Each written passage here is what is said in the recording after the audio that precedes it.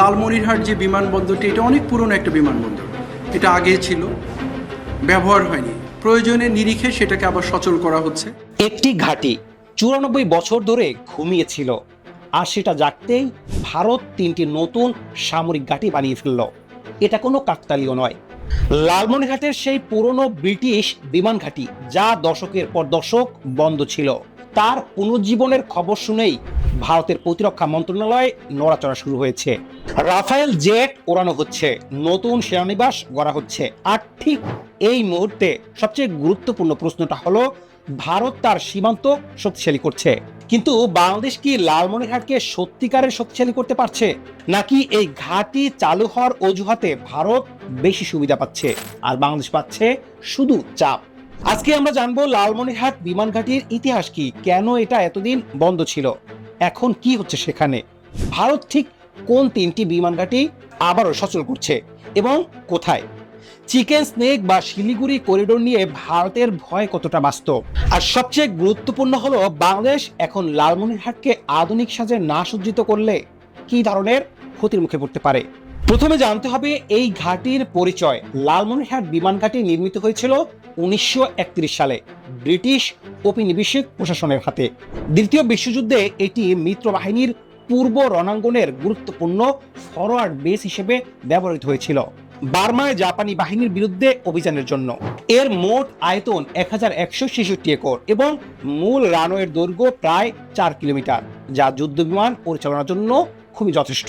1947-এর পর পাকিস্তান আমলে 1958 সালে সংক্ষিপ্তভাবে বেসামরিক বিমান চলাচলের জন্য খোলা হয়েছিল, তারপর আবার বন্ধ। 1971 পর স্বাধীন বাংলাদেশের হাতে এটি এলেও ঘাঁটিটি মূলত অব্যবহৃত থেকেছে।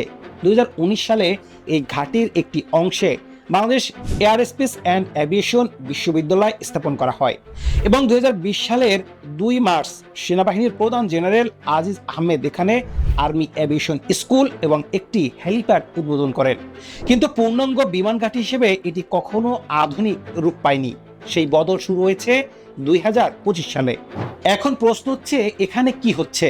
মার্চ 2025-এর সরকার লালমনিরহাট বিমান ঘাঁটি পুনরুজ্জীবিত করার পরিকল্পনা প্রকাশ করে, যার মধ্যে রয়েছে প্রায় 700 একর জায়গায় কমব্যাট অপারেশন বিভাগ, মেইনটেনেন্স, রিপেয়ার অ্যান্ড ওভারহাউল এবং একটি এরোস্পেস প্রযুক্তি বিশ্ববিদ্যালয়। 2025 সালের 16 অক্টোবরে সেনাপ্রধান জেনারেল ওয়াকারুজ্জামান লালমনিরহাট বিমান ঘাঁটি পরিদর্শনে গিয়ে খড়িভাঙ্গা গ্রামে নবনির্মিত একটি হ্যাঙ্গার পরীক্ষা করেন, যেটি মিডিয়াম লিফট বিমান, হেলিকপ্টার, ইউএভি ড্রোন রাখার জন্য তৈরি। স্যাটেলাইট ইমেজ ও স্থানীয় প্রশাসনিক প্রতিবেদনে রানওয়ে সংস্কার ও অবকাঠামো উন্নয়নের কাজ স্পষ্ট দেখা যাচ্ছে। বিডি মিলিটারি এর নভেম্বর 2025-এর প্রতিবেদন অনুযায়ী এখানে আধুনিক এমআরও সুবিধা, নতুন বিমান হ্যাঙ্গার এবং বায়ু প্রতিরক্ষা স্থাপনা নির্মাণ চলছে, যার লক্ষ্য উত্তর অঞ্চলের আকাশসীমা সুরক্ষিত করা এবং রংপুর বিভাগে লজিস্টিক সক্ষমতা বাড়ানো। অর্থাৎ কাজ হচ্ছে, কিন্তু এখনো পূর্ণ যুদ্ধ বিমানের মোতায়েন পর্যায়ে পৌঁছায়নি। এখন বুঝতে হবে ভারতের সবচেয়ে দুর্বলতা কোথায়, ভারত কেন এতটা উদ্বিগ্ন। শিলিগুড়ি করিডোর, যাকে বলা হয় চিকেন স্নেক বা মুরগির গলা, এটি পশ্চিমবঙ্গের একটি মাত্র 22 কিলোমিটার চওড়া ভূমি সংযোগ, যা ভারতের মূল ভূখণ্ডকে তার উত্তর পূর্বের 7টি রাজ্যের সাথে যুক্ত করে। অরুণাচল প্রদেশ, আসাম, মেঘালয়, মণিপুর, মিজোরাম, নাগাল্যান্ড, ত্রিপুরা। এই করিডোরটি উত্তরের ভুটান ও চীন এবং দক্ষিণে বাংলাদেশের মাঝে চাপা পড়ে আছে। ধরুন কোনো সংঘাতে এই করিডোর বন্ধ হয়ে গেল, তাহলে ভারতের উত্তর পূর্ব সম্পূর্ণ বিচ্ছিন্ন। সেখানে থাকা কোটি কোটি মানুষ, সামরিক বাহিনী, রসদ সরবরাহ সব আটকে যাবে। আর লালমনিরহাট বিমান ঘাঁটি এই করিডোর থেকে মাত্র প্রায় 70 কিলোমিটার দূরে এবং ভারত সীমান্ত থেকে মাত্র 12 থেকে 15 কিলোমিটার। ভারতীয় কর্মকর্তারা বলেছেন, লালমনিরহাট থেকে ভারতীয় সামরিক গতিবিধির উপর নজরদারি এবং রাডার ও আইএসআইআর বা ইন্টেলিজেন্স সার্ভেলেন্স রিকনেন্স কার্যক্রম পরিচালনা সম্ভব, যা সংঘাতের সময় ভারতের জন্য মারাত্মক হতে পারে। লালমনিরহাট পুনরুজ্জীবনের ঘোষণার পরপরই ভারত নিষ্ক্রিয় বসে থাকেনি। টিআরটি ওয়ার্ল্ডের ডিসেম্বর 2025-এর প্রতিবেদন অনুযায়ী ভারত সম্প্রতি বাংলাদেশ সীমান্তের কাছে 3টি নতুন পূর্ণ অপারেশনাল সেনানিবাস স্থাপন করেছে। আসামের ধুবড়ী জেলার বামুনি, বিহারের কিশনগঞ্জ এবং পশ্চিমবঙ্গের উত্তর দিনাজপুরের চোপড়ায়। নিরাপত্তা বিশেষজ্ঞরা একে বলছেন অ্যাম্বিগুইটি থেকে রেডিনেস শিপ, অর্থাৎ অস্পষ্ট অবস্থান থেকে সরাসরি প্রস্তুতিতে যাওয়া। বিমান শক্তির দিকে আরো ভয়ঙ্কর চিত্র। হাসিমারা বিমান ঘাঁটিতে রাফায়েল জেটের 101 স্কোয়াড্রন ফ্যালকন অব চাম্প মোতায়েন করা হয়েছে।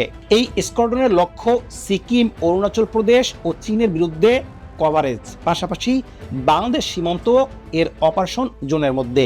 এর বাইরেও বিজনেস স্ট্যান্ডার্ডের মে 2025-এর প্রতিবেদন অনুযায়ী ভারত ত্রিপুরার ঊনকোটি জেলার কৈলাসহর বিমানবন্দর পুনর্জীবিত করেছে, যেখানে AAI কে দায়িত্ব দেওয়া হয়েছে, যেটি 30 বছর ধরে বন্ধ ছিল এবং 1971 সালে মুক্তিযুদ্ধে কিলো ফ্লাইটের ভিত্তি ছিল। অর্থাৎ 4 দিক থেকে ভারত তার পূর্বাঞ্চলীয় প্রতিরক্ষা চক্র অটো করেছে। এই দুই পক্ষের অবস্থান এবার দেখা যাক। ভারত ও কিছু ভারতীয় মিডিয়া বলছে লালমনিরহাটে চীনের সামরিক উপস্থিতি হতে পারে, পাকিস্তান ঠিকাদার কাজ করছে, এটি চিকেন্সদের জন্য হুমকি। কিন্তু বাংলাদেশের অবস্থান ভিন্ন। বাংলাদেশের সশস্ত্র বাহিনী বলছে এই ঘাঁটি পুনরুজ্জীবন সম্পূর্ণ সার্বভৌম জাতীয় নিরাপত্তার নীতির অংশ, কোনো বাহ্যিক সামরিক জোটের সাথে যুক্ত নয়। সেনাবাহিনীর সামরিক অপারেশন পরিচালক ব্রিগেডিয়ার জেনারেল নাজিম উদ্দৌলা স্পষ্ট করে বলেছেন, এখানে যে হ্যাঙ্গার নির্মিত হয়েছে তা যুদ্ধ বিমানের জন্য নয়, এটি medium lift helicopter C295W transport বিমান এবং বায়াক্তার TB2 ড্রোনের জন্য। military.com এর প্রতিবেদনে বলা হয়েছে, ভারতীয় মিডিয়ার অভিযোগ যে বাংলাদেশ আগের প্রতিশ্রুতি ভঙ্গ করেছে সেটি সত্য নয়, কারণ সার্বভৌম রাষ্ট্র তার নিজের ভূখণ্ডে কি করবে সে বিষয়ে কোনো আন্তর্জাতিক চুক্তি বা বাধ্যবাধকতা নেই। এখন আসি একটি জটিল বিষয়ে। লালমনিরহাট বিমান ঘাঁটির কারণে একটি কৌশলগত সমীকরণ তৈরি হয়েছে, যেটা বাংলাদেশের জন্য একই সাথে সুযোগ এবং ঝুঁকি। ইতিমধ্যে ভারত এই ঘাঁটির অজুহাতে তার সীমান্তে 3টি নতুন সেনানিবাস বানিয়ে ফেলছে, হাসিমারায় রাফায়েল রেডি রেখেছে, কৈলাসহর পুনর্জীবিত করেছে এবং এই পুরো প্রক্রিয়ায় ভারতের সামরিক শক্তি বেড়েছে। কিন্তু লালমনিরহাট এখনো পূর্ণ যুদ্ধবিমান মোতায়েন পর্যায়ে নেই, অর্থাৎ বাংলাদেশ ট্রিগার টেনেছে কিন্তু বন্দুক এখনো লোড করা হয়নি। এই ফাঁকে ভারত তার পুরো পূর্বাঞ্চলীয় প্রতিরক্ষা শক্তিশালী করে ফেলেছে।